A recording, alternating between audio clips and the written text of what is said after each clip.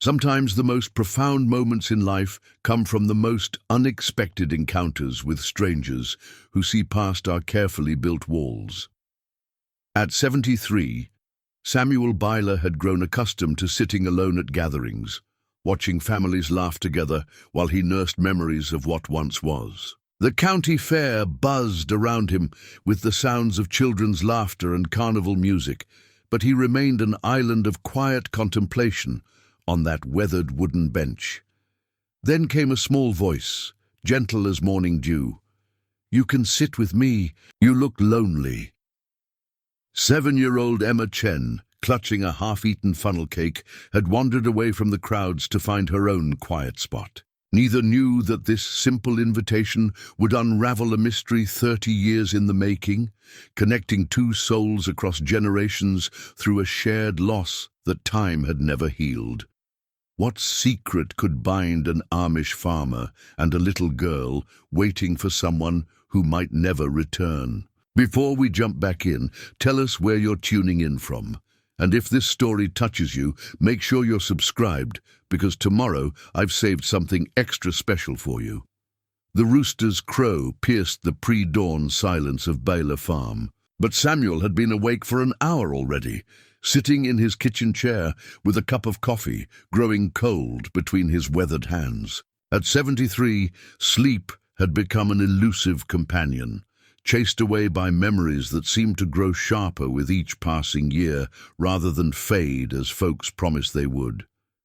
His eyes traced the familiar outlines of his kitchen in the dim morning light. The wooden table bore the scars of 3 generations, his grandfather's pipe burns, his father's whittling marks, and a small heart carved by his daughter Sarah when she was 12. The heart had faded over the decades, but Samuel's fingertips could still find its gentle curves in the grain. On the kitchen shelf, folded with the reverent care reserved for sacred things, lay Sarah's wedding quilt. 30 years it had sat there, half-finished, needle and thread still tucked into the seam where his wife Martha had stopped working the morning they received the phone call. The quilt remained exactly as Martha had left it, a testament to the moment their world shattered when a drunk driver stole their 25-year-old daughter from them on a rain-slicked highway outside Lancaster. Samuel rose slowly, his joints protesting the movement with familiar aches. The house felt cavernous around him, every creak of the floorboards echoing like footsteps of ghosts. Martha had been gone 8 years now, cancer taking her as surely as that accident had taken Sarah, leaving him rattling around in rooms that once brimmed with laughter and purpose. He moved through his morning routine with the mechanical precision of someone who had performed these same tasks alone for nearly a decade. Feed the chickens, milk Bessie, check the vegetable garden that had grown smaller each year since he no longer had anyone to feed but himself. The corn stood tall in neat rows, golden tassels catching the early light, but the sight brought no satisfaction. Even the harvest had lost its meaning when there was no one to share it with. The Amish community of Paradise Township had tried, in their gentle way, to draw him back into the fold.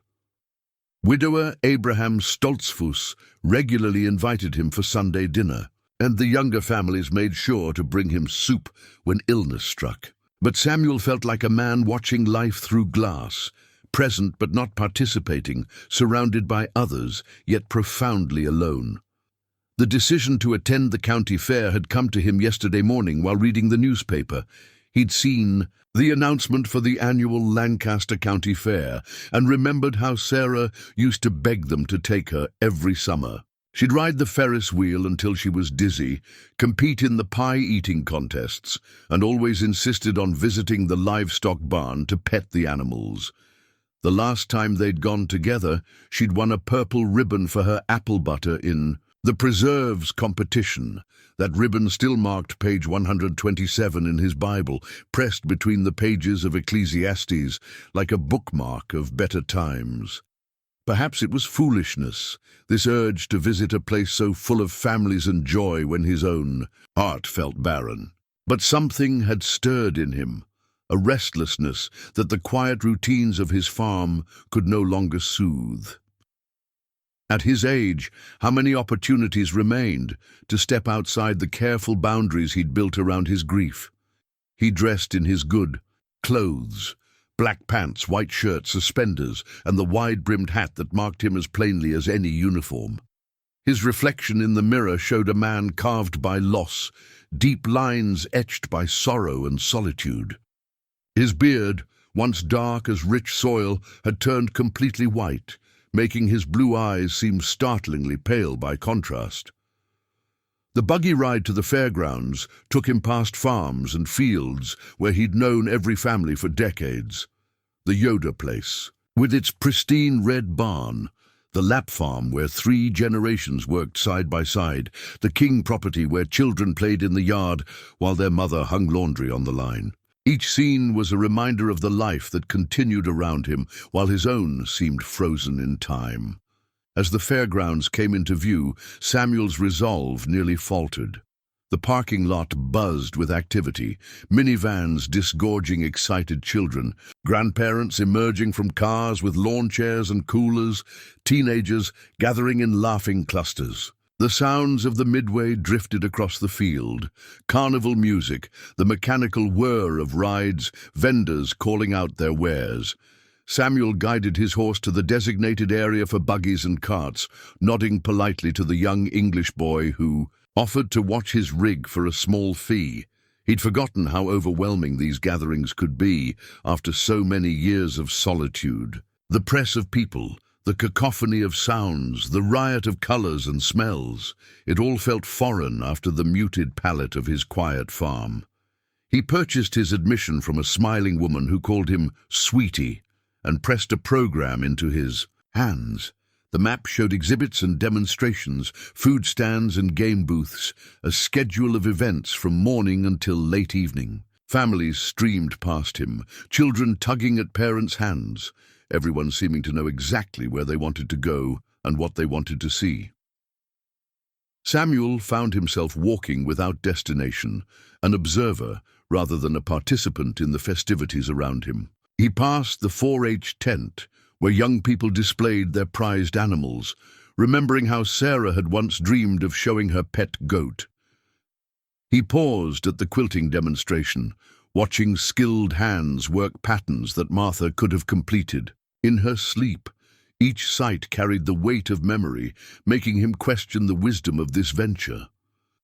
Near the center of the fairgrounds, he discovered a weathered wooden bench positioned to overlook the main thoroughfare. It sat slightly apart from the busiest paths, offering a perfect vantage point to watch the passing parade of fairgoers without being swept up in their energy. Samuel settled onto the bench with relief, grateful for a moment of stillness in the midst of so much motion. From his perch, he observed the tapestry of human connection unfolding before him. A father lifting his toddler onto his shoulders for a better view. A grandmother wiping cotton candy from a sticky face. A group of teenagers sharing a bucket of French fries with the easy camaraderie of lifelong friendship. Each scene was beautiful and painful in equal measure, highlighting the connections he'd lost and the isolation he'd grown accustomed to calling normal. The afternoon sun climbed higher, and Samuel remained on his bench like a lighthouse keeper, steady and solitary while the world moved around him. He told himself he was people-watching, but in truth, he was working up the courage to either fully engage with the fair or retreat to the safety of his empty house. The choice felt monumental, though he couldn't quite explain why. Children ran, past with balloons and prizes, their laughter sharp as birdsong. Parents called after them with a mixture of affection and exasperation. Couples walked hand in hand, some young and giddy with new love, others gray-haired and comfortable in the rhythm of decades together. Samuel watched them all with the detached fascination of an anthropologist studying a species he'd once belonged to, but could barely remember being part of. The bench grew warm beneath him, and the familiar weight of solitude settled over his shoulders like a well-worn coat. He'd made the journey to the fair, but he remained as separate from the joy around him as he'd been sitting in his kitchen that morning. Perhaps some distances were too great to bridge, some losses too profound to heal. Perhaps this had been a mistake after all. He was considering the long buggy ride home when a small voice broke through his reverie, gentle as morning dew on summer grass. "You can sit with me. You look lonely." Samuel turned toward the voice, expecting to find a child addressing someone else nearby. Instead, he discovered a little girl standing directly beside his bench, looking at him with the frank curiosity that only children possess. She couldn't have been more than 7 years old, with straight black hair that caught the afternoon light, and dark eyes that seemed far too knowing for her age. She wore a simple sundress dotted with tiny flowers, and her small hands clutched the remains of a funnel cake that had seen better days. Powdered sugar dusted her chin and the front of her dress, evidence of her recent encounter with the carnival treat. Despite the mess, she carried herself with a dignity that reminded Samuel of his own daughter at that age, serious and thoughtful, as if the world held secrets she was determined to uncover. "I'm sorry, child," Samuel said gently, his voice rusty from the long morning of silence. "Were you speaking to me?" The girl nodded solemnly and gestured to the empty space beside him. "On the bench. You look sad sitting all by yourself. I'm all by myself too, so I thought maybe we could be by ourselves together." The simple logic of her statement caught Samuel off guard. In all his years of navigating the complex social expectations of his community, no one had ever suggested such a straightforward solution to loneliness. He studied her face, noting the absence of fear or hesitation that most children showed around strangers. Either she was unusually trusting, or she possessed an intuitive understanding of character that went beyond her years. "That's very kind of you," Samuel replied, scooting slightly to make more room on the bench. "I suppose there's wisdom in shared solitude." The girl climbed up beside him, her legs too short to reach the ground, and arranged her funnel cake carefully on her lap. "My name is Emma," she announced with the formal politeness of a child who had been well taught. "Emma Chen. What's your name?" "Samuel Beiler," he answered, touched by her courtesy. "It's a pleasure to meet you, Emma Chen." Emma nodded, as if this was exactly the response she'd expected.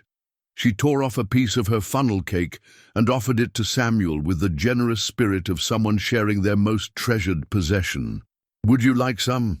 It's really good, but I can't finish it all." Samuel accepted the offered morsel, though his appetite for sweets had diminished considerably over the years. The pastry dissolved on his tongue in a burst of sugar and oil, tasting of childhood summers and simpler times.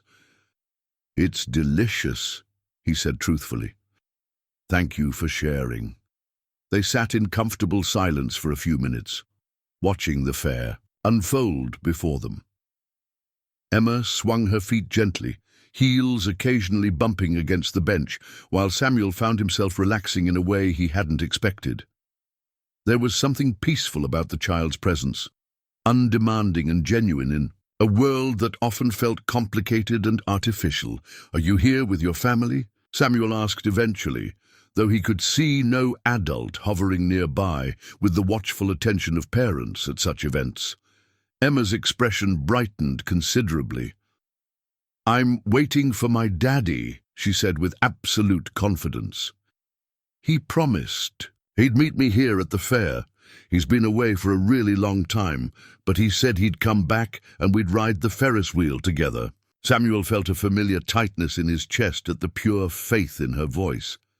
"Has he been away long?" "Since Christmas," Emma replied matter-of-factly. "But he writes me letters, and he said the fair would be perfect for when he comes home. We're going to eat cotton candy and play all the games and maybe win me a stuffed animal." The child's certainty about her father's arrival struck Samuel as both heartbreaking and admirable. In his experience, adults often promise things they couldn't deliver, yet Emma spoke of her father's return with the unshakable belief that only innocence could maintain. He wondered what had taken the man away for so long. Work, perhaps, or some other obligation that kept fathers from their children in this modern world. "What does your father do?" Samuel asked gently. Emma's small hand reached into the pocket of her dress and produced a carefully folded piece of paper. She opened it with reverent care, revealing an origami crane made from what appeared to be a page torn from a magazine. The paper bird was slightly crushed from being carried around, but its delicate folds still held their shape. "He's a soldier," Emma said proudly, holding up the crane. "He taught me how to make these before he left.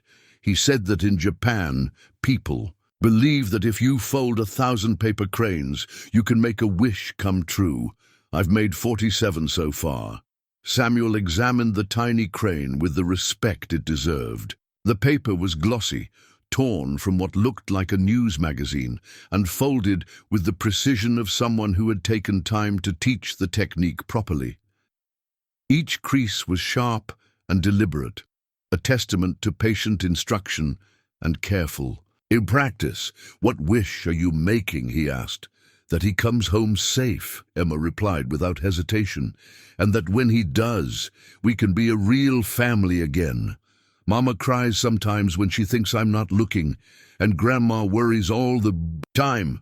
But I know he's coming back because he promised." The weight of her words settled heavily on Samuel's heart. He recognized the particular quality of waiting that children possessed, that absolute faith in adult promises, even when those adults might be facing circumstances beyond their control. He'd seen it in Sarah's eyes countless times. The unwavering belief that parents were capable of anything, including keeping promises that the world might make impossible to fulfill. "Your crane is very beautiful," Samuel said, handing it back to her. "Your father taught you well." Emma carefully refolded the crane and tucked it back into her pocket. "He's really good at making things. He made me a jewelry box that plays music when you open it, and he painted flowers on my bedroom wall before he left. Mama says he has gentle hands for such a big person." Samuel could picture it. A large man in uniform, folding delicate paper birds with the same hands that carried weapons and followed orders. The contradiction was both touching and somehow tragic, highlighting the complex nature of people who live divided lives. "Have you been waiting here long today?" Samuel asked, though he suspected he already knew the answer. "Since this morning," Emma replied cheerfully. "Mama brought me, but she had to go take care of some grown-up business. She said to stay right in this area and not to wander off. I found this bench, and then I found you." The casual way she mentioned being left alone at a crowded fair troubled Samuel. While he understood that modern parents sometimes faced impossible choices, the idea of a 7-year-old waiting unattended for hours seemed both dangerous and heartbreaking. Perhaps her mother was dealing with some crisis related to her husband's military service, paperwork, phone calls, the endless bureaucracy that seemed to accompany such situations. "Well," Samuel said carefully, "I'm grateful you decided to share your bench with me. I was feeling rather lost in all this excitement." Emma studied his face with the penetrating gaze that children sometimes used when trying to understand the adult world. "Are you waiting for someone too?"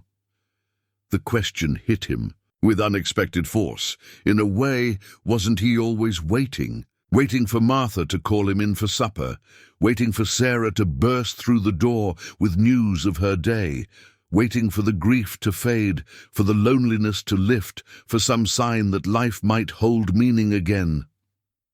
"I suppose I am," Samuel answered slowly, "though I'm not sure exactly who I'm waiting for anymore." Emma seemed to accept Samuel's cryptic answer without question, the way children often did when adults revealed glimpses of their inner worlds. She finished the last bite of her funnel cake and wiped her hands on a napkin with careful deliberation. "Are you hungry?" she asked. "There's a man selling corn dogs over there, and they smell really good." Samuel realized he hadn't eaten since his sparse breakfast of coffee and toast. The morning's emotional weight had left little room for appetite, but Emma's suggestion stirred something that might have been hunger. More than that, her easy companionship was drawing him out of the shell he'd inhabited for so long. "I think that sounds like a fine idea," he said, rising from the bench with more energy than he'd felt all day.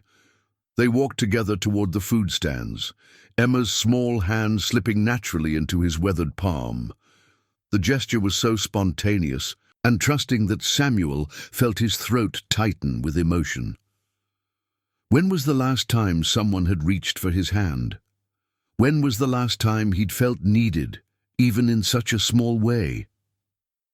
The corn dog vendor was a cheerful man with a red apron, and the practiced patter of someone who'd spent decades at county fairs. Emma ordered with the confidence of a seasoned fairgoer, asking for extra mustard and directing Samuel toward the lemonade stand with the authority of a tour guide. They found a picnic table under a tent that provided blessed relief from the afternoon sun. Emma arranged her corn dog and cup of lemonade with the precision of someone setting a formal table, then looked expectantly at Samuel as if waiting for him to say grace. The moment felt significant somehow, this simple meal shared with a child who had emerged from nowhere to offer companionship.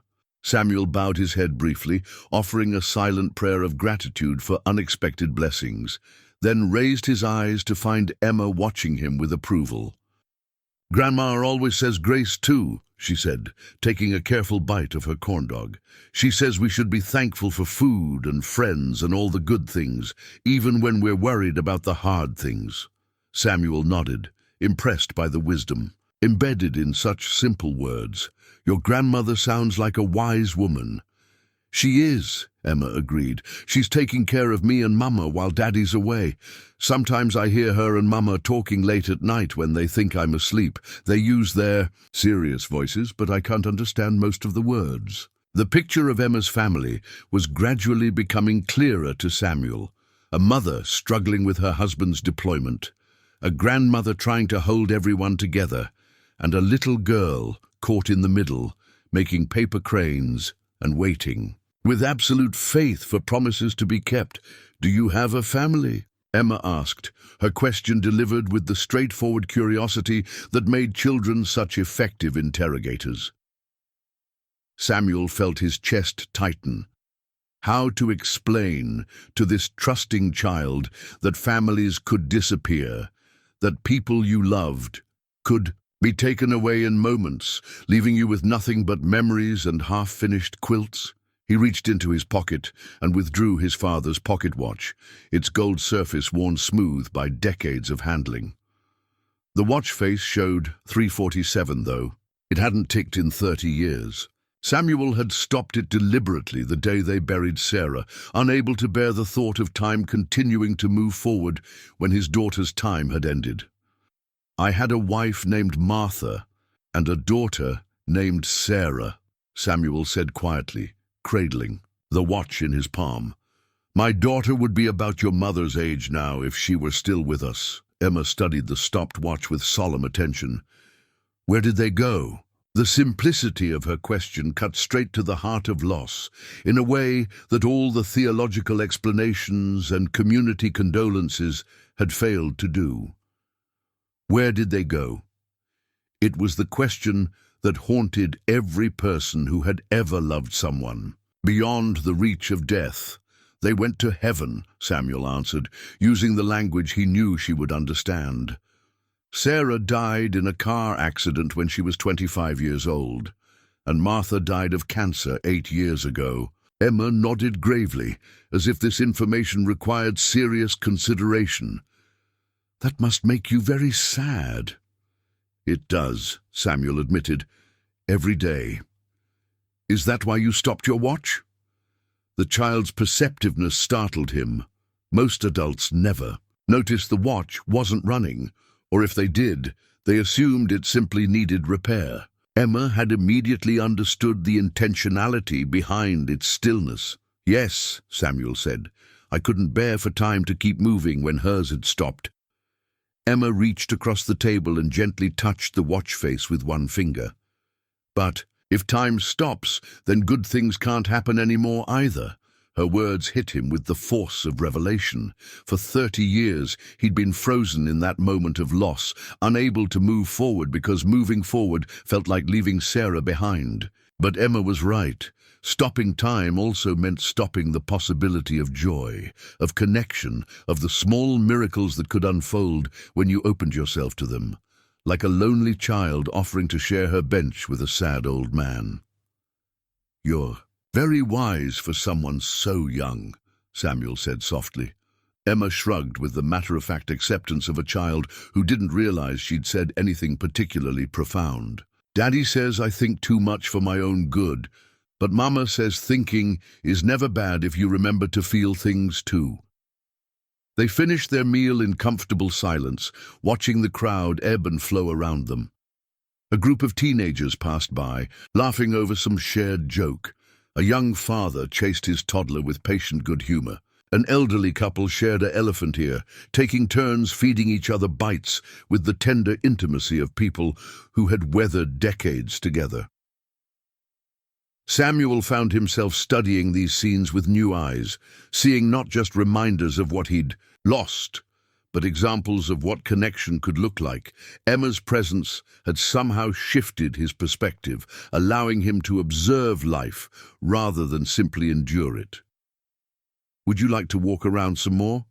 Emma asked, sliding down from the picnic table bench. "I want to see if the Ferris wheel is working yet. They were fixing something on it this morning."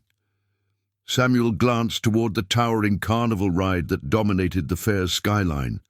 He hadn't been on a Ferris wheel since Sarah was a child, but something about Emma's enthusiasm made the prospect seem less daunting than it might have an hour ago. "I'd be honored to escort you," he said formally, offering her his arm with the gallantry of an old-world gentleman. Emma giggled and slipped her hand into the crook of his elbow, playing along with his courtly gesture. "Thank you, kind sir," she replied with exaggerated dignity, then dissolved into giggles again. As they strolled toward the Ferris wheel, Emma maintained her hold on Samuel's arm with the possessive affection of a grandchild claiming her grandfather. The easy trust between them felt both natural and miraculous to Samuel, who had grown accustomed to the careful distance that grief had placed between himself and the world. "Tell me more about your daddy," Samuel said as they paused to watch. A group of children trying to knock down milk bottles with foam balls. "What's he like when he's home?" Emma's face lit up with pure joy. "He's really tall, taller than everyone, and he has the biggest laugh. When he picks me up, he lifts me so high I can touch the ceiling, and he makes the best pancakes on Saturday mornings. He draws funny faces on them with syrup." She reached into her pocket and carefully extracted the folded photograph Samuel had glimpsed earlier. The image showed a man in military dress uniform, his broad shoulders filling the frame, dark hair neatly trimmed, and a smile that reached his eyes. He was indeed tall, as Emma had said, but there was a gentleness in his expression that spoke of the tender hands she'd described. "He looks like a good father," Samuel said, studying the worn edges of the photograph that testified to how often it had been handled, looked at, treasured. "He is," Emma said with absolute conviction. "Before he left, he promised to teach me how to ride a bike without training wheels when he got back, and he said we'd plant a garden together this summer. Mama tried, but she doesn't know which end of the seeds goes down." Samuel chuckled at this, remembering Martha's similar struggles with practical matters. Some people possessed green thumbs, while others could kill a cactus with kindness. "Gardens can be tricky business," he agreed. "Your father sounds like he knows his way around growing things." "He grew up on his grandpa's farm," Emma said proudly. "He knows all about animals and plants and fixing things that break. Mama says he can fix anything except her broken heart while he's away." The casual way Emma repeated adult conversation struck Samuel as both touching and concerning. Children absorbed so much more than parents realized, filing away fragments of overheard discussions that shaped their understanding of the world in ways adults rarely considered.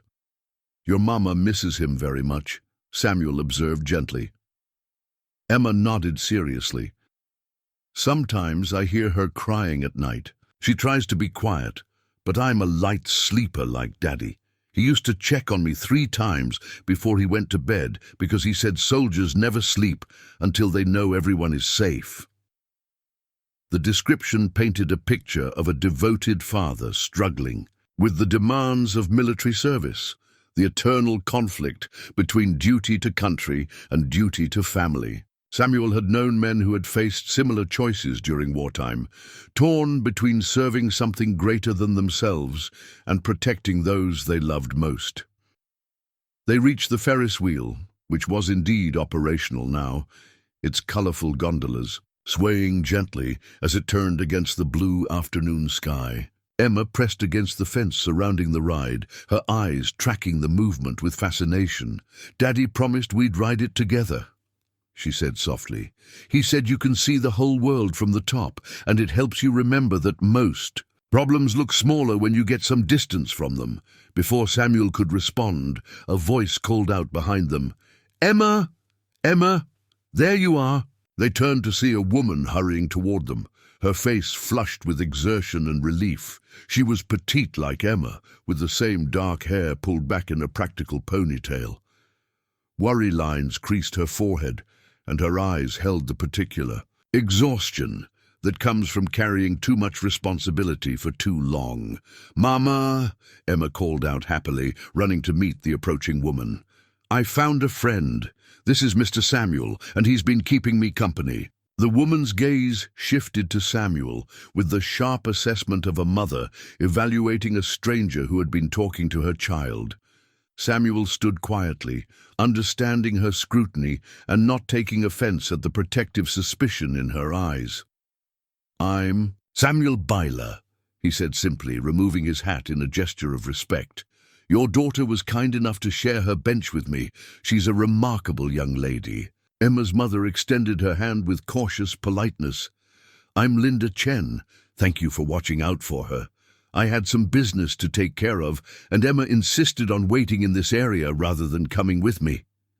The strain in Linda's voice was evident, and Samuel could see the weight of whatever business she'd been handling in the tight lines around her eyes. Military families, he knew, faced challenges that civilian families rarely encountered: bureaucratic hurdles, communication delays, the constant uncertainty that came with loving someone whose life regularly hung in the balance.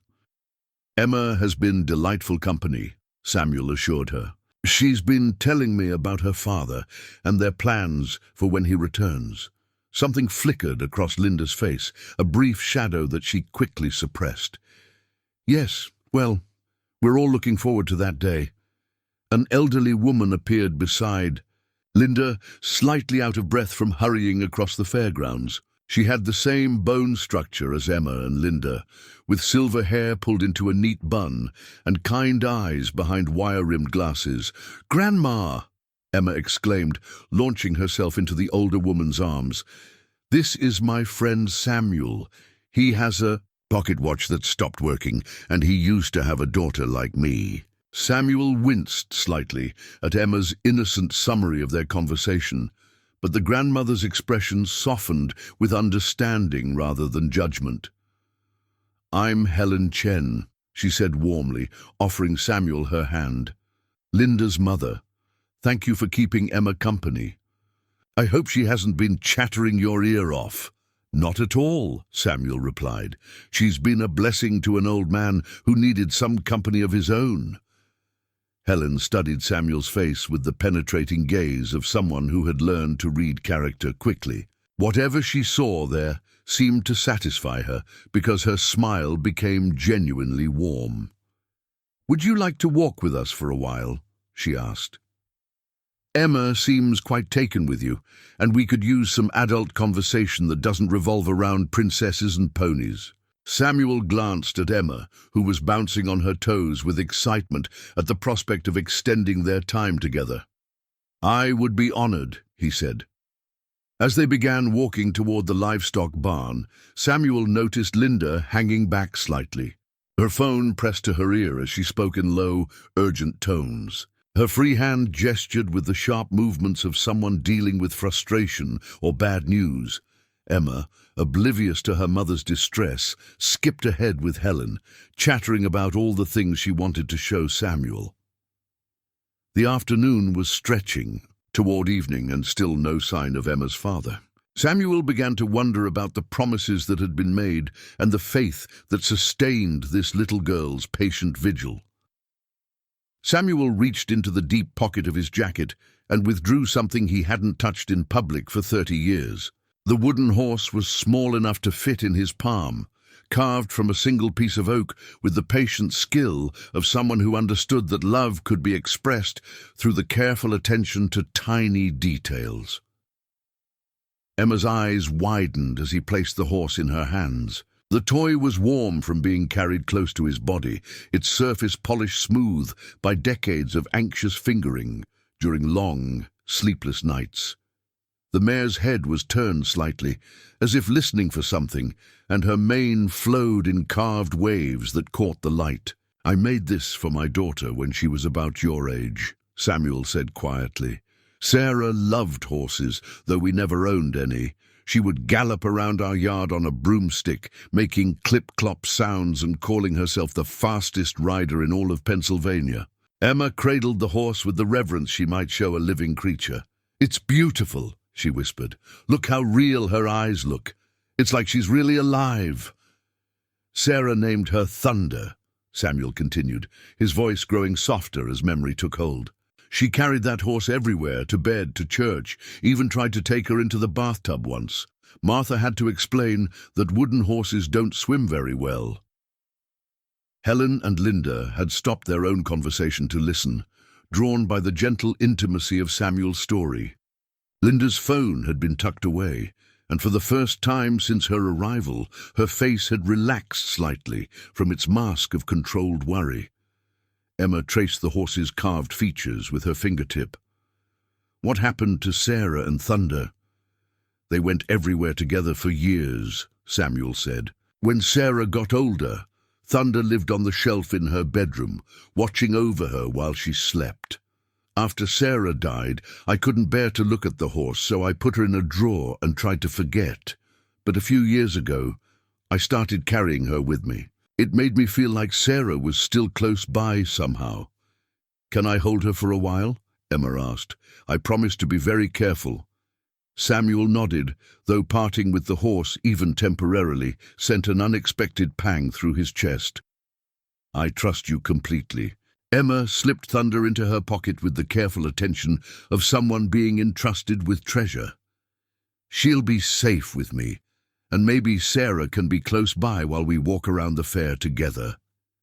The simple faith in Emma's words hit Samuel like a physical blow. This child, who was herself waiting for someone who might never come, had instinctively understood the significance of sharing his most precious possession. More than that, she had found a way to honor both his grief and his need for connection. They continued their exploration of the fair, Emma now serving as an enthusiastic tour guide, with Thunder riding safely in her pocket.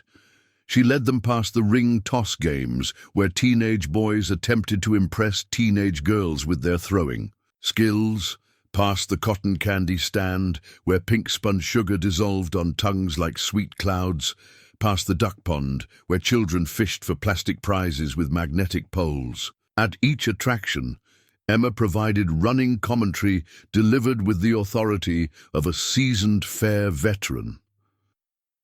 "The ring toss is rigged," she announced matter-of-factly. "Daddy told me the rings are too small for the bottles, but it's still fun to try. And the cotton candy is best when it's fresh. You can tell because it practically melts in your mouth instead of getting all sticky." Samuel found himself genuinely laughing for the first time in months.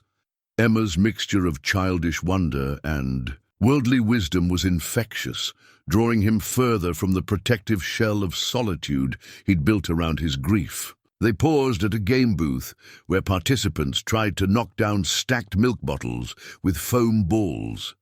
The prizes hanging from the rafters included enormous stuffed animals that seemed to defy the laws of physics. How could such massive teddy bears be won with such small projectiles? Daddy's really good at these games, Emma said confidentially. Last time we came to a fair, he won me a stuffed elephant that was almost as big as me. I named him Peanuts, and he sleeps on my bed every night. The game operator, a middle-aged man with kind eyes and calloused hands, overheard Emma's story. Well now, little miss, what do you say we see if we can't win you another friend to keep Peanuts company? Before Samuel could protest, the man handed Emma 3 foam balls without accepting any payment. These are on the house, he said with a wink. Fair's more fun when everyone gets to play. Emma looked up at Samuel with questioning eyes, seeking permission for this unexpected gift. Samuel nodded, touched by the stranger's kindness and Emma's instinct to check with him before accepting. Emma's first throw went wide, sailing past the milk bottles entirely and bouncing off the back canvas. She giggled at her miss, then took more careful aim with the second ball. This one clipped the edge of the pyramid, sending one bottle wobbling but not falling. Close, the operator encouraged. You've got the range now, just need a little more force behind it. Emma bit her lower lip in concentration, drew back her arm, and released the third ball with all the determination her small frame could muster. The foam projectile struck the center of the pyramid with surprising accuracy, sending all 3 bottles tumbling to the ground with a satisfying crash. "We have a winner," the operator announced, gesturing toward the wall of prizes. "Pick anyone you'd like from the second row, sweetheart." Emma studied her options with the careful consideration of someone making a life-altering decision. Finally, she pointed to a small stuffed horse with a flowing mane, remarkably similar to the wooden one Samuel had carved decades ago. "That one," she said decisively. "The brown horse with the white spots." The operator retrieved the prize and presented it to Emma with a flourish. "Excellent choice. What are you going to name her?" Emma hugged the stuffed animal close, then looked up at Samuel with shining eyes. "Thunder," she said softly. "Her name is Thunder." The simple act of naming the prize after his daughter's toy felt like a benediction, a way of honoring memory while embracing new joy. Samuel felt his throat tighten with emotion as Emma tucked the new Thunder securely under her arm alongside the wooden one in her pocket. "Thank you," Samuel said to the game operator, his voice slightly hoarse. "That was very kind." "My pleasure," the man replied. "Got grandkids of my own. Know how much these little things can mean." As they walked away from the game booth, Emma, chattering happily to her new stuffed companion, Linda caught up to Samuel's side. Her earlier tension had eased somewhat, replaced by a mixture of gratitude and something that might have been relief. "I can't thank you enough," she said quietly, keeping her voice low so Emma wouldn't overhear. "She's been so worried about her father, so focused on waiting for him to come home, seeing her laugh and play like a normal 7-year-old. It's been months since she seemed this carefree." Samuel nodded, understanding more than Linda might. "Have realized children carry our burdens in ways we don't always recognize. Yes, they do." Linda's voice carried the weight of someone who had learned this truth through painful experience. "Emma doesn't know how serious her father's situation has become. We've tried to shield her from the worst of it, but children sense more than we give them credit for." Before Samuel could ask what she meant by serious situation, Helen appeared. At Linda's other side, her expression troubled. "Linda, I think we need to talk privately. There's been another call." Linda's face immediately tightened with the return of whatever stress had been plaguing her all day. "Not now, Mom. Please, she's having such a good time." "I understand, but please," Linda repeated, her voice sharp with strain. "Just a few more hours. Let her have this." Helen glanced meaningfully at Samuel, then at Emma, who was now seated on a nearby bench, introducing her new Thunder to the wooden one she'd carefully extracted from her pocket. The two toys were having what appeared to be a very serious conversation about fair food and Ferris wheel safety. "A few more hours," Helen agreed softly, "but we can't put this off indefinitely." The exchange left Samuel with a growing sense of unease. Whatever crisis the Chen family was facing went beyond the normal stresses of military deployment. The careful way the adults spoke around Emma, the tension that seemed to increase with each phone call, the way Linda's eyes held a particular kind of grief he recognized from his own mirror.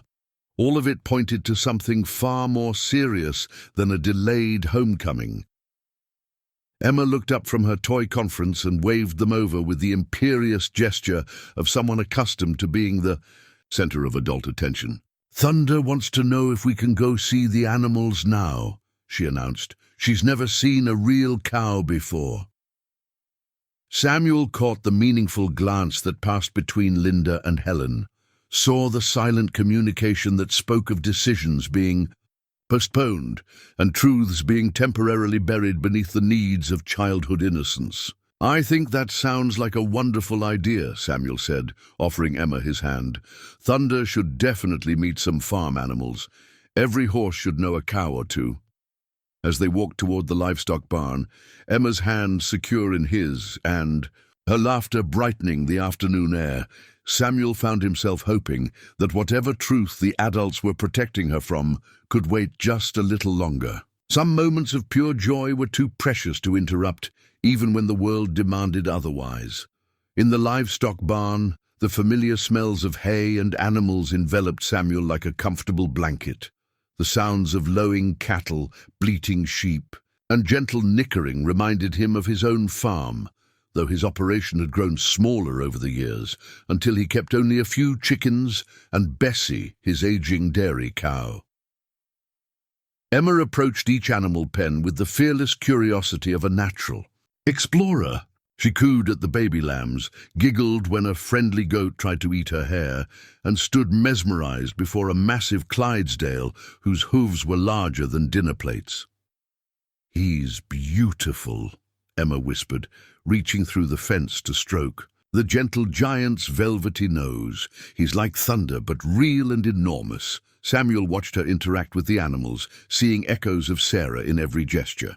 His daughter had possessed the same intuitive understanding of creatures, the same fearless affection that drew animals to her like iron filings to a magnet. "Would you like to hear about the last time Sarah and I came to a county fair together?" Samuel asked, settling onto a hay bale where he could observe Emma's continued exploration. Emma immediately abandoned the Clydesdale and scrambled up beside him, clutching both versions of thunder. "Yes, please, tell me everything." Samuel reached into his shirt pocket and withdrew a small purple ribbon, its edges frayed from years of careful handling. The fabric had faded to a soft lavender, but the gold lettering was still clearly visible. "First place, apple butter, Lancaster County Fair, 1994. "Sarah was 24 that year," Samuel began, his voice taking on the cadence of a well-loved story. "She'd been perfecting her apple butter recipe for months, determined to beat Mrs. Zook, who had won the preserves competition 7 years running. Sarah would wake up before dawn to stir the apple butter, testing the consistency and adjusting the spices until it was exactly right. Emma examined the ribbon with the same reverence she'd shown the wooden horse. "Did she win?" "She did indeed," Samuel said, his chest swelling with pride that 30 years hadn't diminished. "The judges said it was the finest apple butter they'd ever tasted, sweet but not cloying, with just enough spice to warm you from the inside out." Sarah was so excited when they announced her name that she jumped up and down like a little girl, even though she was a grown woman. "What happened to the apple butter?" Emma asked. Samuel's smile faltered slightly. "We brought home 3 jars, 1 for us, 1 for the neighbors, and 1 that Sarah said she was saving for her future husband's family. She wanted to prove she could be a good wife to whoever was lucky enough to win her heart." The memory brought both joy and pain. Sarah had been courting Jacob Miller that summer, a kind young man from a neighboring farm who seemed as smitten with her laughter as with her cooking. They'd been planning an engagement announcement for Christmas, making arrangements for a spring wedding that would never come. Emma seemed to sense the shift in his mood. "Were you proud of her?" "Prouder than any father had a right to be," Samuel said truthfully. "She was the light of our world, full of dreams and plans, and enough energy to power half the county. Martha used to say that Sarah could find joy in a mud puddle and convince everyone else to jump in and splash around with her." They sat in companionable silence for a moment, watching a family nearby trying to convince their toddler that the sheep were friendly despite their loud bleating. The scene was both chaotic and charming, the parents laughing at their child's dramatic protestations while the sheep regarded the entire proceedings with placid indifference. "Families are funny," Emma observed, following Samuel's gaze. "They argue and worry and get frustrated, but you can tell they love each other anyway." Before Samuel could respond, a commotion erupted near the entrance to the barn. Raised voices carried over the animal sounds, and they could see a cluster of people gathered around what appeared to be a heated argument between two men. "That's not fair," one voice shouted above the din. "You promised her you'd be here, and now you're backing out because of what? Work, money, some excuse you've been saving up for months." The crowd began to shift, revealing the participants in the conflict.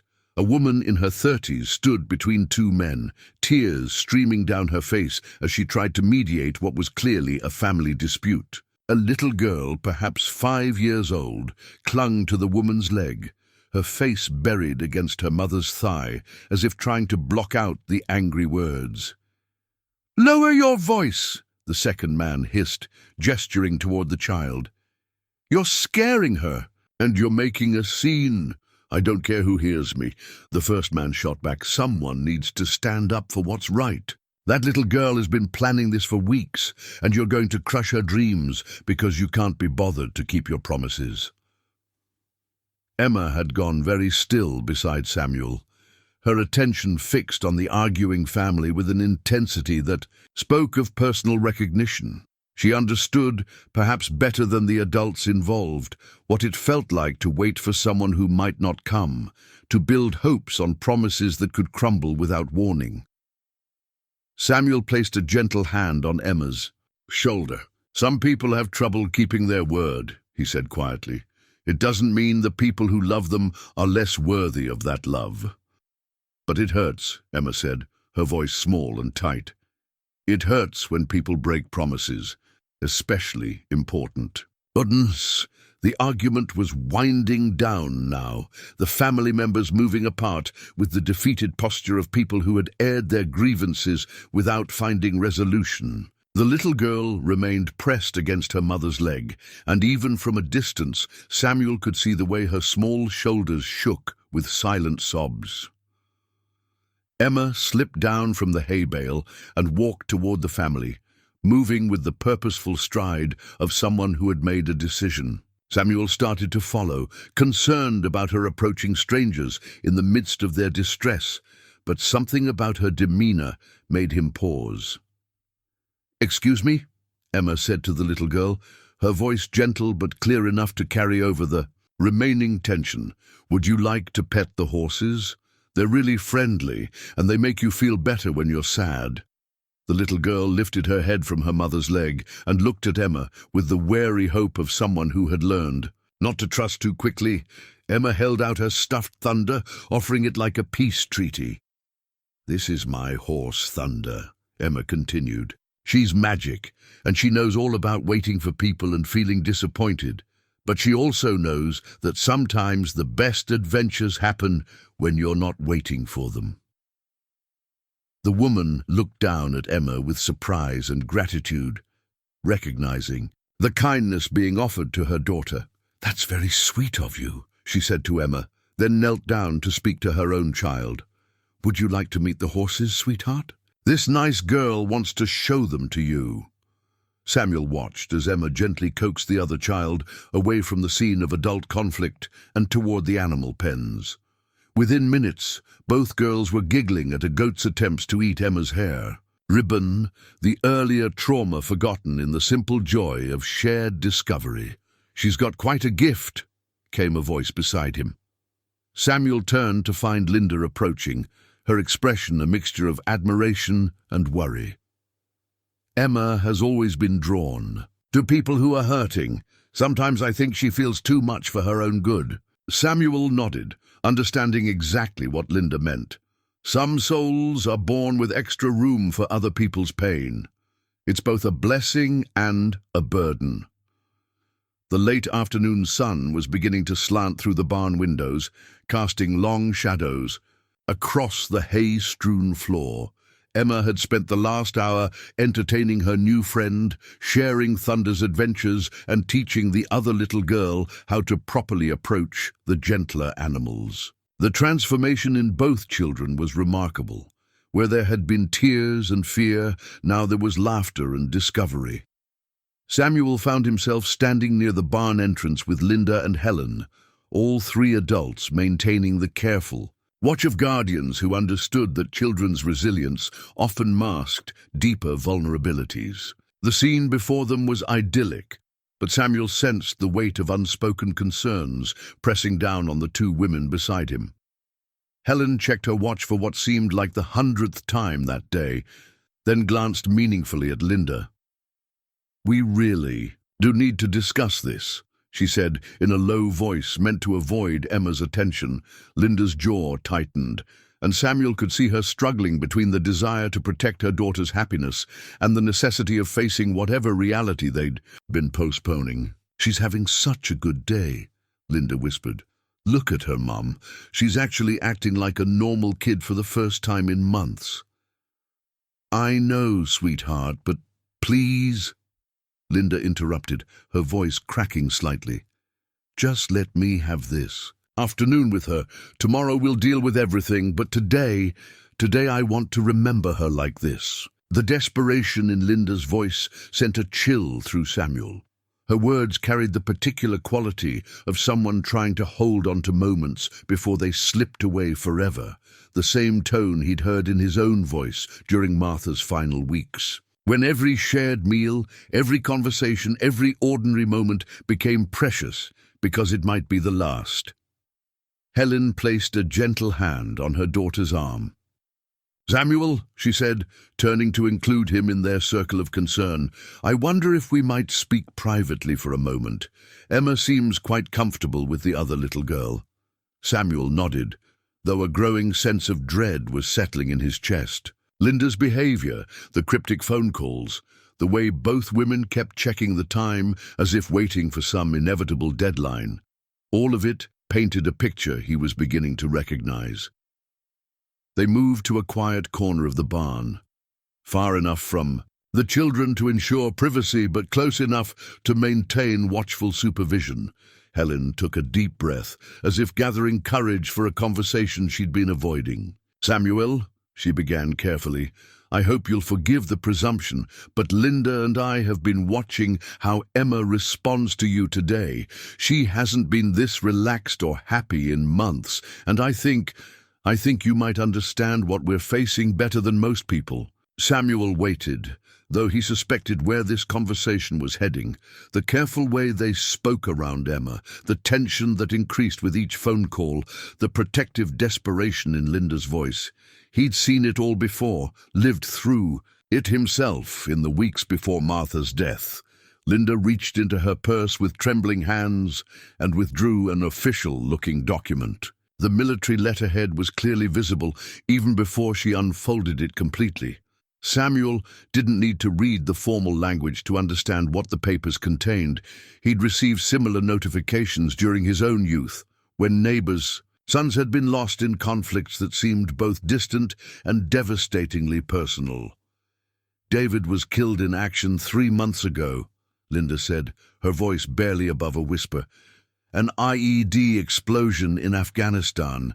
His convoy was returning to base. After a humanitarian mission, They were delivering school supplies to children in a village that had been attacked by insurgents. The words hit Samuel like physical blows.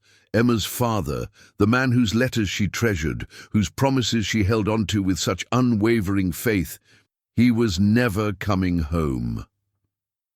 All afternoon, this little girl had been waiting for someone who would never walk through those fairground gates, never lift her high enough to touch the ceiling, never teach her to ride a bike or help her plant that garden. "Oh, dear Lord," Samuel breathed, his hand instinctively moving to the pocket where he kept his stopwatch.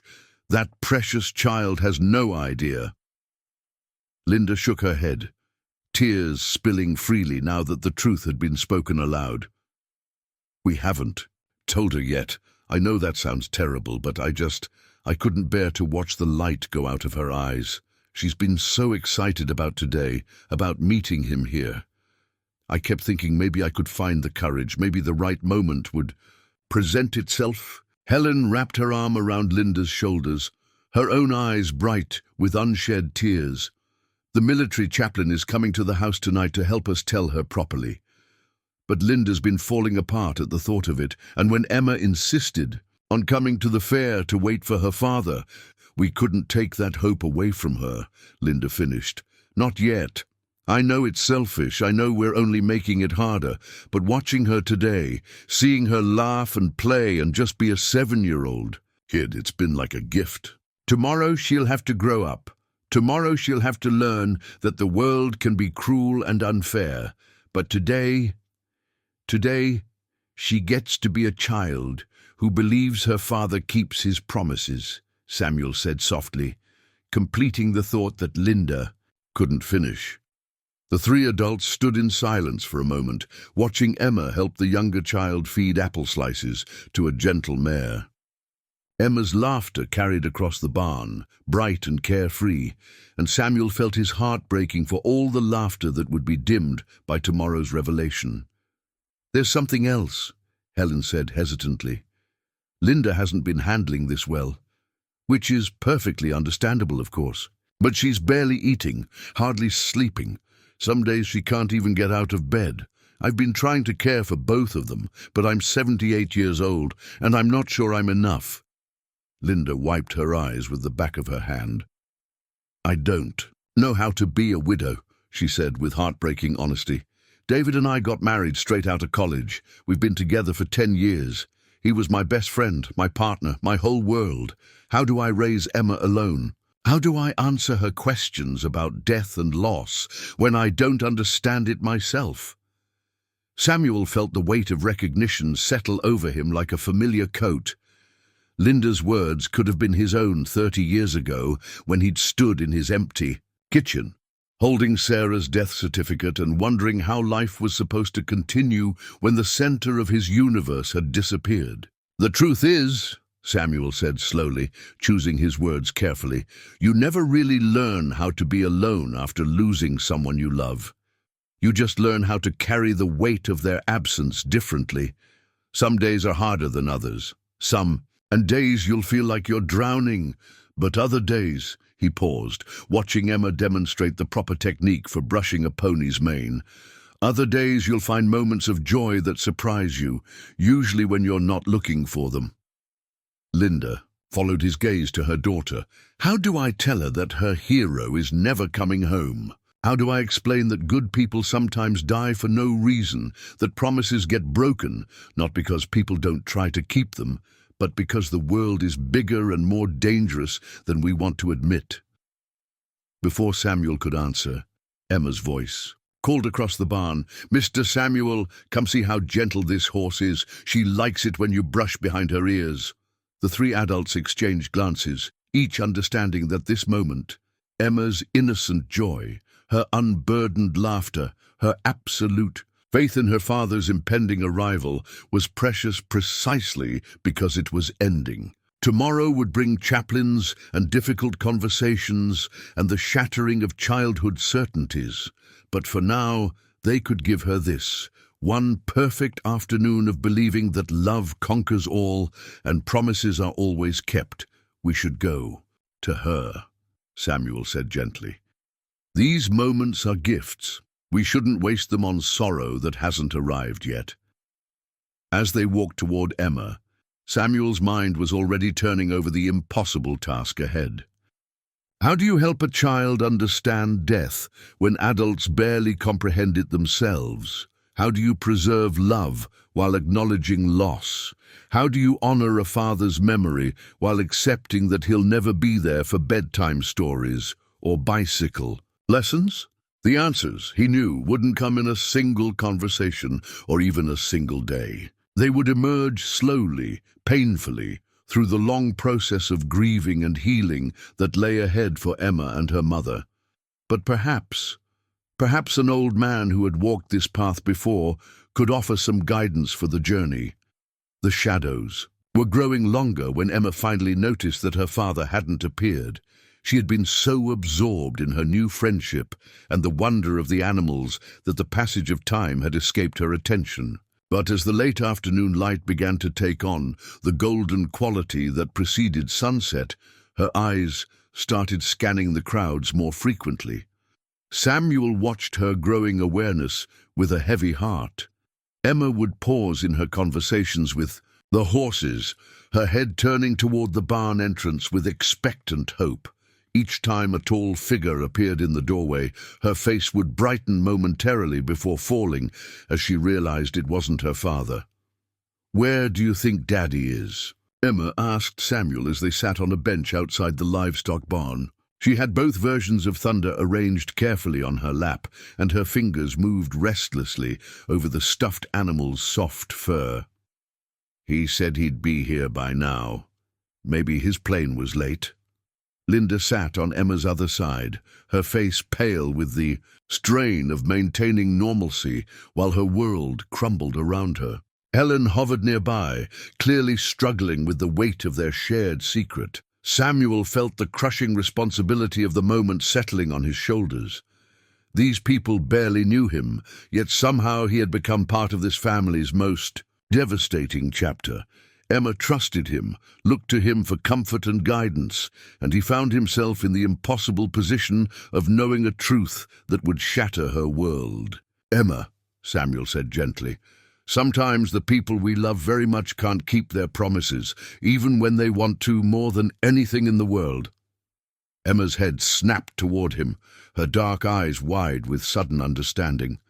Children, he had learned, possessed an intuitive knowledge of when adults were preparing to deliver bad news.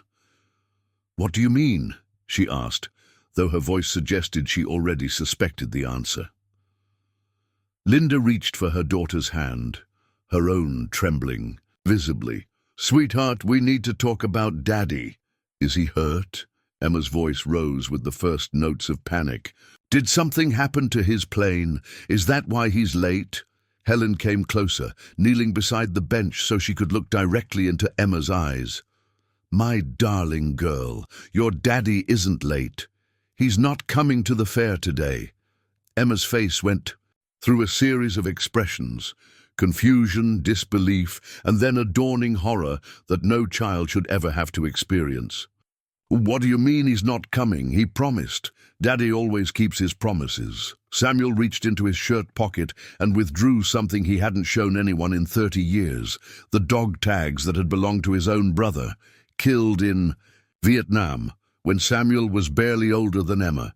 He'd carried them as a reminder of sacrifice and loss, of young men who died far from home in service of ideals larger than themselves. "Emma," he said softly, "do you remember when we talked about heroes and soldiers?"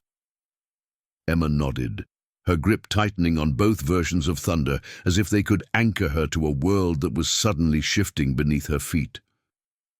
"Your daddy was a hero," Samuel continued, his voice steady despite the emotion threatening to overwhelm him. "He was helping children in a place far away, bringing them school supplies and hope. But sometimes heroes have to make the ultimate sacrifice to protect others." Linda was crying now, silent tears streaming down her face as she watched her daughter process words that no parent should ever have to speak. "Daddy was killed 3 months ago, sweetheart," she managed to whisper. An explosion happened when his convoy was returning from a mission. He died instantly, which means he didn't suffer. Emma stared at her mother as if she was speaking a foreign language. The words seemed to bounce off her without penetrating, her mind refusing to accept information that contradicted everything she had been hoping for. "No," Emma said simply. "No, that's not right. Daddy said he was coming to the fair. He promised. We'd ride the Ferris wheel together. You must be confused." Helen reached out to touch Emma's cheek, but the little girl pulled away, shaking her head with increasing violence. No. He's just late. His plane is late, or he got lost, or maybe he had to stop and help someone on the way here. Daddy always helps people." The denial was heartbreaking to witness. Samuel remembered his own initial refusal to accept Sarah's death, the way his mind had scrambled for alternative explanations that would let him keep his daughter alive just a little longer. The human heart's capacity for self-protection was both miraculous and cruel. "Emma," Linda said, pulling the official death certificate from her purse with shaking hands, "this came from the army. It explains what happened to Daddy.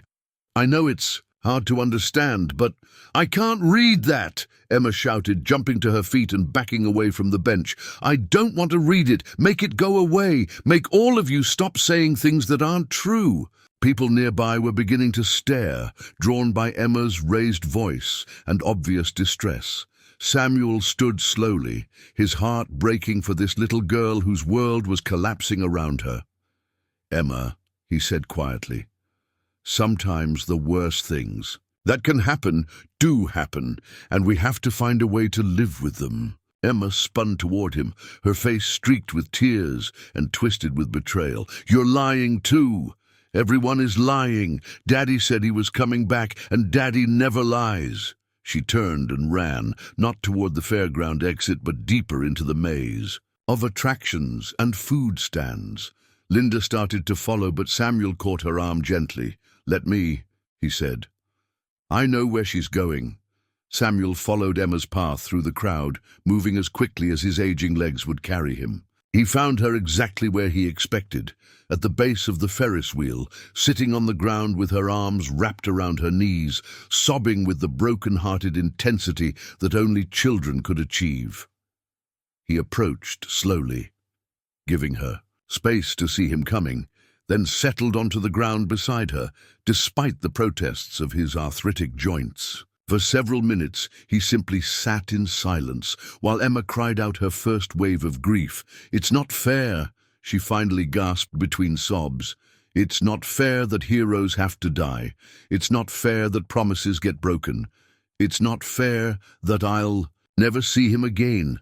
"No," Samuel agreed quietly. "It's not fair at all." Emma looked up at him with red-rimmed eyes. "Did you feel this way when your daughter died?" Samuel nodded. "Like someone had torn my heart out and left a hole that nothing could ever fill. Does it ever stop hurting?" The question hung in the air between them, and Samuel knew that his answer would shape how this little girl understood loss for the rest of her life. He could lie, offer false comfort about time healing all wounds, or he could tell her the truth and help her find a way to carry pain that would never fully disappear. "The sharp edges soften," he said finally. "The pain becomes something you can live with instead of something that makes it impossible to breathe. But you never stop missing them. You never stop wishing they were still here." Emma wiped her nose on her sleeve. "Mama's been crying at night because she thought I didn't know about Daddy, but I could feel that something was wrong. I just didn't want it to be true." "Sometimes hoping for impossible things is the only way we can get through the day," Samuel said. "There's no shame in that." Emma reached into her pocket and pulled out the origami crane, now somewhat bedraggled from being carried around all day. She stared at it for a long moment, then carefully began unfolding the delicate paper. "This was my wish crane," she said, softly. "I was going to fold 1,000 of them to bring Daddy home. But now I need to make a different kind of wish." Samuel watched as she smoothed out the magazine page, then began folding it into a new shape, still a crane, but somehow different, more complex. When she finished, she held it up to catch the last rays of afternoon sunlight. "This one isn't for bringing him back," Emma said with a maturity that broke Samuel's heart. "This one is for carrying my love to him wherever he is now." She stood and walked to the fence surrounding the Ferris wheel, reaching through the barrier to release the crane into the evening breeze. Samuel watched it flutter away, carrying a little girl's love into the darkening sky, and felt something shift in his own chest, a loosening of the tight band of grief that had constricted his breathing for 30 years. Emma returned to his side and slipped her small hand into his weathered palm. "Will you help me tell Thunder about Daddy?" she asked. "I think she's going to be very sad." Samuel squeezed her hand gently. "We'll tell her together," he promised, "and we'll help each other figure out how to be sad and still find reasons to smile." They sat together on a bench near the carousel, watching the painted horses rise and fall in their eternal circular dance, while Emma held both versions of Thunder and whispered to them about fathers who became angels and love that never dies, even when bodies do.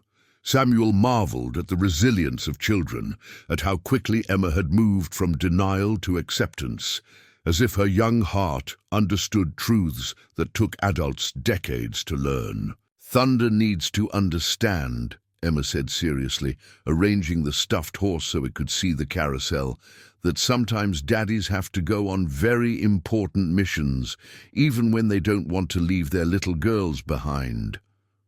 Samuel nodded solemnly, recognizing the importance of this conversation for Emma's own processing of grief. "What do you think Thunder would want to know about missions like that?" Emma considered this with the gravity of a philosopher wrestling with life's deepest questions. She'd want to know that Daddy didn't choose to leave us.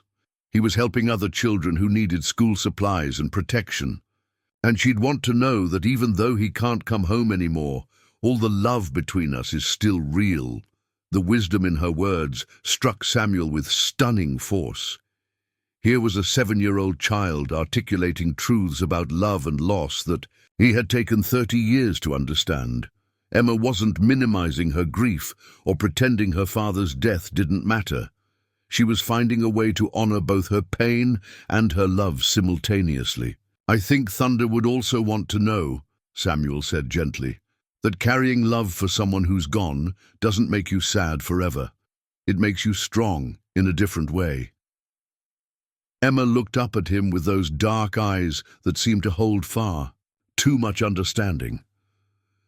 "Is that what happened with your daughter? Did loving her after she died make you strong?" The question pierced through Samuel's defenses like an arrow finding its mark. For 3 decades, he had thought of his love for Sarah as a burden, a weight that kept him anchored to the past and unable to move forward. But sitting here with Emma, watching her transform her own grief into something beautiful and life-affirming, he began to see his devotion differently. "I thought it made me weak," he admitted. "I thought loving someone I'd lost meant I couldn't love anyone else. But today, watching you, I'm beginning to understand that love doesn't disappear when people die. It just learns new ways to exist." Emma nodded as if this made perfect sense, like how Thunder still loves me even when I'm at school and she's at home on my bed. The love is always there, even when we can't see each other. Exactly like that, Samuel agreed, amazed at her intuitive grasp of concepts that had eluded him for decades. Emma carefully extracted the wooden Thunder from her pocket and held it alongside the stuffed version. "I think both Thunders understand now," she said softly. "They understand that your Sarah and my Daddy are in the same place, watching over us and hoping we'll remember to be happy sometimes." The image of Sarah and David together, 2 souls taken too young from families who loved them, brought tears to Samuel's eyes. But for the first time in 30 years, the tears felt cleansing rather than bitter. "I have an idea," Emma announced, sliding down from the bench with sudden purpose. "I want to make something special for Daddy, and I want you to help me." She led Samuel to a craft booth where a patient woman with grey braids was teaching fairgoers to fold intricate origami designs. Emma approached the vendor with the polite determination of someone on an important mission. "Excuse me," Emma said, "could you teach us to make a crane that's extra special? It's for my daddy who went to heaven, and it needs to be perfect." The woman's expression softened immediately. "Of course, sweetheart. Let's find the most beautiful paper we have." Together, Emma and Samuel learned to fold a complex crane using paper embedded with gold thread that caught the light like captured starshine. Emma's small fingers were surprisingly deft, following the instructor's movements with focused concentration, while Samuel struggled with the more delicate folds. "Here," Emma said, reaching over to help Samuel with a particularly tricky maneuver. "You have to be patient with the paper. Daddy always said that the most beautiful things take time to create." When they finished, Emma held up a crane that seemed to glow in the evening light. Unlike the simple crane she had released earlier, this one was elaborate and elegant, worthy of carrying the most precious messages. "This one isn't for wishing," Emma explained, cradling the golden crane carefully. "This one is for remembering. I'm going to keep it always, and whenever I miss Daddy, I'll hold it and remember how much he loved me." Samuel watched her tuck the crane safely into her pocket alongside the wooden thunder, and he felt something fundamental shift inside his chest. For 30 years, he had kept Sarah's memory locked away like a treasure too precious to risk losing. But Emma was showing him another way, a way to carry love openly, to let it transform grief into something that could coexist with joy. "Emma," he said quietly, "would you like to know what I think your father would say if he could see you right now?" Emma's eyes brightened with hope. "Yes, please." Samuel knelt down so they were at eye level, his weathered hands gently framing her small face. "I think he would say that you are the bravest, most loving little girl in the entire world. I think he would be proud of how you took care of that other little girl in the barn, and how you helped an old man remember what it feels like to laugh. And I think he would want you to know that even though he can't be here to teach you how to ride a bike or help you plant that garden, his love lives inside you forever, making you strong enough to do all those things yourself."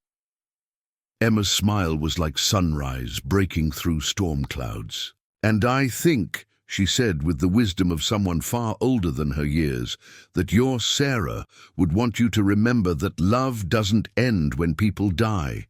It just gets bigger, so it has room for new people too." The profound truth of her words settled over Samuel like a benediction. This child, in the midst of her own devastating loss, was offering him the key to healing he had been searching for without knowing it. Love didn't diminish when it was shared, it multiplied, creating space for new connections while honoring old ones. As the carnival lights began to twinkle in the gathering dusk, Samuel felt his stopped watch tick once in his pocket. A small, mechanical miracle that seemed to whisper that time, interrupted by grief, was ready to begin moving forward again. The evening air carried the sweet scent of kettle corn and the distant music of the carnival rides winding down for the night. Samuel and Emma made their way back to where Linda and Helen waited, their faces etched with the particular exhaustion that follows emotional revelations.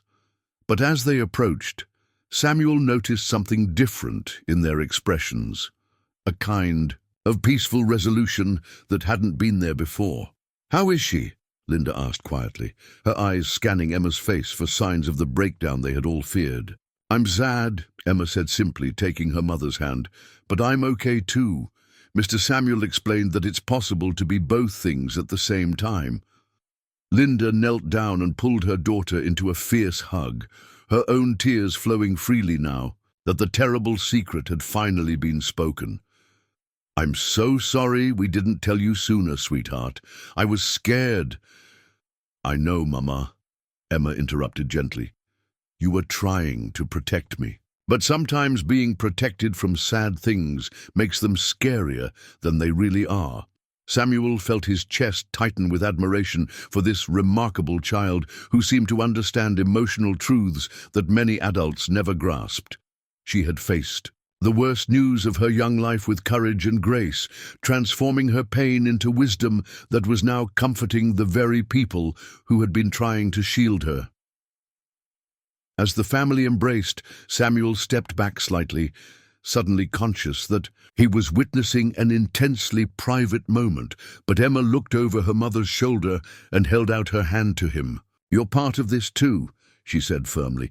"You helped me understand about Daddy, so you're part of our family now." Helen smiled through her tears. "Emma's right. You've been a gift to us today, Samuel. I don't know how we would have gotten through this without you." Samuel felt overwhelmed by their inclusion, by the way this family had opened their hearts to include a lonely old man who had simply been sitting on a bench. For the first time in decades, he experienced the particular warmth that comes from feeling genuinely needed and valued. "I have something for Emma," Samuel said, reaching into his jacket pocket. His fingers found the small piece of wood he had been working on during their origami lesson, using his old penknife to carve while Emma concentrated on her crane. He withdrew. A wooden star, no larger than a silver dollar, its 5 points perfectly symmetrical and its surface polished smooth. It was simple work, the kind of carving he could do by feel alone, but each groove and curve had been made with careful attention. "This is for you," Samuel said, placing the star in Emma's palm. "Stars are for guidance when you're lost in the dark, for making wishes on, and for remembering that even when we can't see the people we love, they're still up there watching over us." Emma examined the star with the reverence she had shown all of Samuel's gifts. "It's beautiful," she whispered, "but I want to give you something too." She carefully removed the golden origami crane from her pocket, the elaborate one they had made together at the craft booth. Samuel started to protest. He knew how much the crane meant to her. But Emma pressed it into his hands with determination. "This is for you to remember today," she said, "and to remember that love doesn't get smaller when you share it. It gets bigger." The exchange felt ceremonial, like a ritual binding them together across the years and experiences that separated them. Samuel tucked the crane into his shirt pocket, right over his heart, where it seemed to nestle against his stopped watch like a promise of time beginning again. "Will we see you again?" Emma asked, and Samuel could hear the fear in her voice, the fear of another goodbye, another loss. Samuel looked at Linda and Helen, seeing hope and invitation in their faces. "I would like that very much," he said. "Perhaps you could visit my farm sometime. I have a garden that could use some expert advice about which flowers to plant." Emma's face lit up with excitement. "Could we really? Could we help you plant things? And watch them grow? I can't think of anything I'd enjoy more," Samuel said truthfully. They exchanged addresses and phone numbers with the careful attention of people who understood the value of connection. Linda wrote down her information in Emma's careful handwriting, and Samuel promised to call within the week to arrange a visit. As they prepared to part ways, Emma threw her arms around Samuel's waist in a hug that conveyed all the affection and gratitude her small heart could hold. "Thank you for helping me understand about Daddy," she whispered against his jacket. "Thank you for being my friend when I needed one most." Samuel returned the embrace, feeling tears slip down his cheeks. Without shame, "Thank you for reminding an old man that hearts can hold more love than we think possible," he whispered back. When they finally separated, Samuel watched the Chen family walk toward the parking lot, Emma skipping between her mother and grandmother.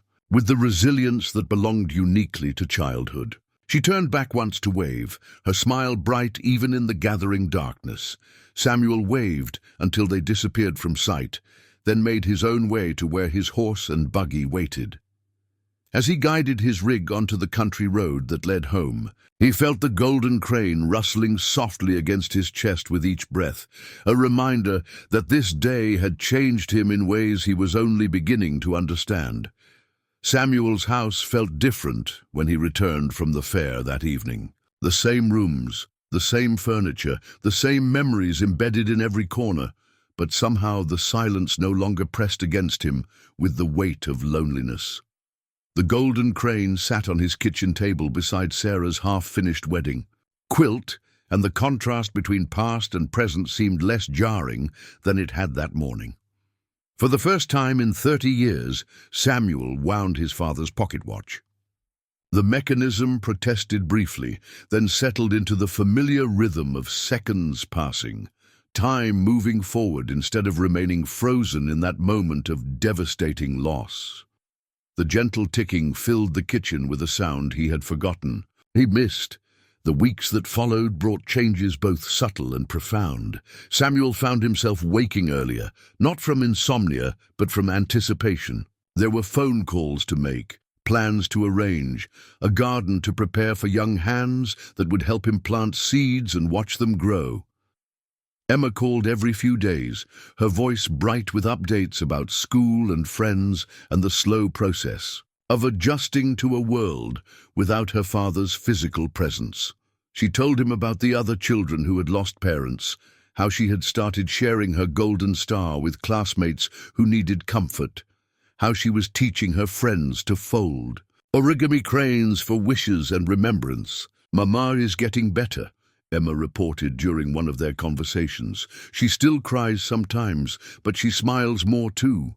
Grandma says that's how healing works. Sad and happy all mixed together until the happy gets stronger." Samuel understood exactly what Helen meant. His own healing had followed a similar pattern since meeting Emma, grief and joy intertwining like threads in a tapestry until the overall picture became something beautiful rather than simply painful. On a Saturday morning, 6 weeks after the fair, a car pulled into Samuel's driveway, carrying 3 generations of Chen women. Emma burst from the vehicle before it had fully stopped, her arms wrapped around a canvas bag that seemed too large for her small frame. "Mr. Samuel!" she called, running toward him with the enthusiasm of someone greeting a beloved grandfather. "We brought everything we need to plant the most beautiful garden in Pennsylvania." Samuel caught her in a hug, marveling at how natural the embrace felt, how completely this child had integrated herself into his life. Behind her, Linda and Helen emerged from the car more slowly, their arms full of gardening supplies and covered dishes that spoke of a day planned with care. "I hope you don't mind," Linda said, gesturing toward the food containers, "but Mom insisted on bringing enough lunch for a small army. She says you look too thin in the photos Emma keeps on her dresser." Samuel chuckled, touched by their concern, and by the revelation that Emma kept pictures of their friendship displayed in her room. "I've been eating better lately," he said truthfully. "Amazing how much more appealing food becomes when you have reasons to keep your strength up." They spent the morning planning the garden layout, Emma sketching designs in the dirt with a stick, while the adults discussed practical matters like soil preparation and planting schedules. Samuel watched Linda carefully, noting the color that had returned to her cheeks, the way her laugh came more easily than it had at the fair. Grief, he knew, would always be part of her landscape, but it no longer dominated the entire view. "What should we plant?" Emma asked, studying the plot of earth they had marked off near the kitchen window. "Something Daddy would have liked?" Samuel knelt beside her, his joints protesting less than they had in years. Regular activity and renewed purpose had worked small miracles on his aging body. "What did your father enjoy?" "Sunflowers," Emma said immediately. "He said they always looked happy, like they were smiling at the sun. and tomatoes because he made the best spaghetti sauce in the world, and marigolds because they reminded him of Mama's laugh. The garden they planted that day reflected both remembrance and hope. Sunflower seeds went in along the back border, where they would grow tall enough to be seen from the kitchen window. Tomato plants claimed the center section, their cages already imagining the red fruit that would ripen in summer heat. Marigolds created bright borders, their cheerful faces promising months of golden blooms. As they worked, Emma chattered constantly, sharing stories about her father that she had never told before. Samuel listened while he taught her the proper depth for seeds, the spacing that would give each plant room to flourish, the gentle firmness needed to encourage root growth. "Daddy would have loved this," Emma said as they finished the final row of marigolds. "He always said that gardens were like promises we make to the future. You plant seeds, believing that good things will grow, even if you can't see them yet." That evening, after Linda and Helen had gone home, and Emma had extracted promises of weekly garden visits throughout the growing season, Samuel sat on his porch with a cup of coffee and Sarah's wedding quilt spread across his lap. For the first time in 3 decades, he picked up Martha's needle and began working on the intricate pattern his wife had started so long ago. The stitches came slowly at first, his fingers remembering skills that had lain dormant for years. But as he worked, Samuel felt Martha's presence not as a ghost haunting his solitude, but as a loving companion sharing in this act of completion. Each stitch was a prayer, a remembrance, a small act of faith in the possibility of finishing what love had begun. When Emma's first letter arrived 2 weeks later, filled with drawings of their garden and updates on her origami crane collection, Samuel propped it against the sugar bowl where he could see it during his morning coffee. The letter joined a growing collection of small treasures, photographs from their planting day, Emma's school drawings that now decorated his refrigerator, cards and notes that transformed his kitchen into a gallery of connection. The garden flourished under their shared care. Sunflowers stretched toward the sky, their faces indeed as happy as David had promised. Tomatoes swelled on their vines, promising sauce that would carry the taste of love and memory. Marigolds bloomed in brilliant profusion, their laughter echoing Linda's own returning joy. And in his kitchen each evening, Samuel worked steadily on Sarah's quilt, no longer preserving it as a monument to unfinished business, but completing it as a celebration of love that transcends death. The pattern was intricate, requiring patience and precision, but Samuel found peace in the rhythm of needle through fabric, in the gradual emergence of beauty from careful, deliberate stitches. Some evenings, Emma would call while he worked, her voice filling his house with plans for tomorrow's garden adventures and stories of school friends who now knew all about origami cranes and wooden horses named Thunder. During these conversations, Samuel would hold the phone with one hand and continue stitching with the other, weaving together past and present in patterns both literal and metaphorical. The quilt was nearly finished now, its complex design revealing the master craftswoman Martha had been. Soon it would be complete, not as a monument to loss, but as a bridge between what was and what could still be. Samuel had already decided its destination, Emma's bed, where it would keep her warm while she dreamed of gardens and fathers who watched from heaven, and old friends who had learned that love multiplies when it's shared. Outside his kitchen window, the sunflowers nodded in the evening breeze, their faces turning to follow the last light of day. Inside, Samuel worked by the steady glow of his oil lamp, each stitch a small act of hope, each completed row a step toward tomorrow.